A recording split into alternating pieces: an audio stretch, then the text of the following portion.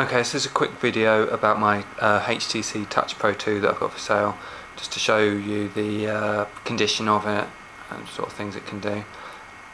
For those who don't know, it's a GPS. It's got GPS, it's got Wi-Fi. You can use it as a Wi-Fi router as well, and it's got the keyboard as well. It's a pretty decent keyboard, so you can type quite fast on that, and the flip-out screen, so which is good for watching movies, YouTube, stuff like that. Okay, the condition of it, for those of you who just want to know that. It's about 8 months old. Originally came from the Vodafone network in the UK. It's unlocked to all networks, so you can stick any SIM card in. I've got a Zhonghua Telecom one in there at the moment.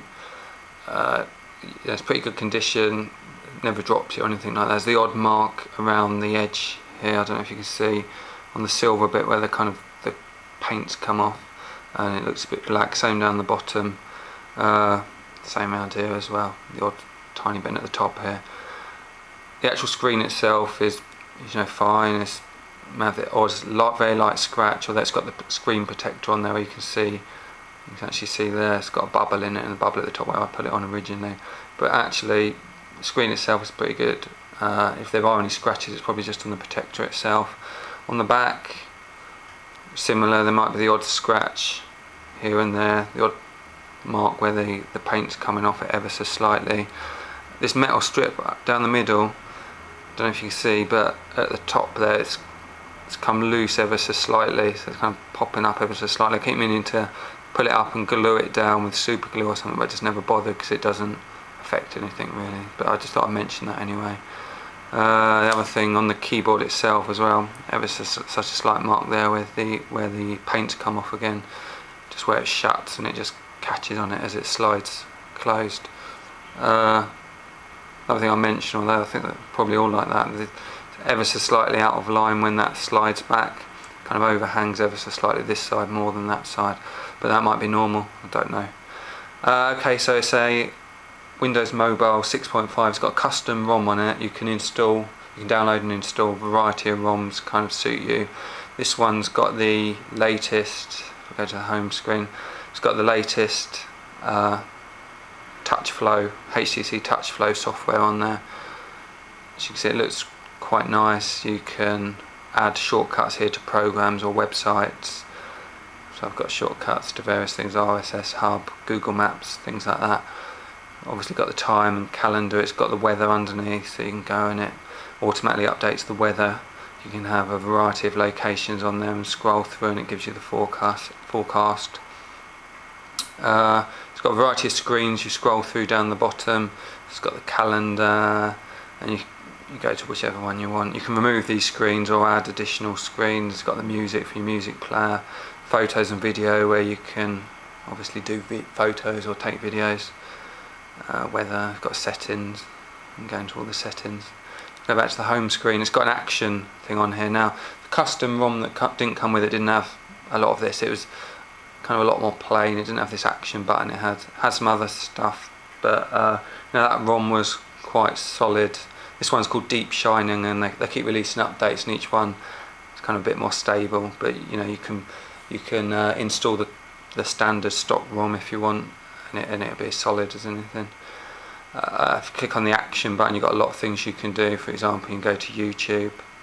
And this, currently I'm just connected using the cell network. I'm not connected via Wi-Fi or anything like that, so it depends how quick, what kind of connection you've got. On the Zhonghua Telecom, it's quite a fast connection pretty much wherever you are, if you're in the main cities in Taiwan at least. Just show you, so if I click on that top one there, most popular one, to show what sort of speed you might get. Now I'm in just outside Zhonghua City, so it's not the fastest, but it'll get a pretty decent signal here. You see, once it starts playing, normally, it won't stutter or anything like that. Once it's going, it's normally quite good.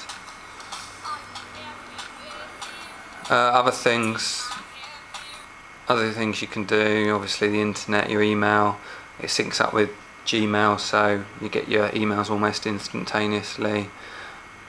To show you some of the other programs that are on there, it's got Office Mobile, so you can, obviously using the keyboard, you can type documents quite quickly. Some of the more interesting stuff under connectivity, You go to internet sharing, you can plug it in using a USB cable, or via Bluetooth you can connect up to your laptop and use the internet connection on here on your laptop. It's quite quick doing it like that, obviously depending on what sort of signal you've got, whether you've got 3G plus signal or not. Other thing that's quite interesting is, whoops, not that one, under connectivity again, it's got this wireless router, so you can, I don't think you can see that probably, but you can stick in your security key in there, start the wireless router, and if you've got any devices like laptops or anything else, you can connect them all up to it as though it's like a Wi-Fi hotspot, which is quite handy if you've not got a cable or you've got a device that hasn't got Bluetooth on it but has got wireless. It's got GPS, as I mentioned. If I go to Google Maps, it will first of all show you your location based on triangulation with the cell towers. If you click on that one, it'll take you and it says your location within 700 meters. It's kind of like a rough signal, a rough location. Go to options, you can turn GPS on and off. So I'm inside. Well, I haven't used it an awful lot. It's quite slow to get a fix initially, but once you've got a fix and you're kind of standing around the same area, it's kind of quite quick. But the initial fix I remember was quite slow, but I guess it depends on the ROM whether they've updated that. So as you can see, scrolling around is quite quick. It downloads the data quite quickly. It's quite good. I think that's it really. Obviously the keyboard is the main selling point for a lot of people.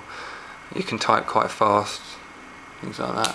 Accessories, I've got the original proper charger, HTC wall plug, and the proper HTC USB charging cable that plugs into there or plugs into a computer. I've got an adapter to use in Taiwan.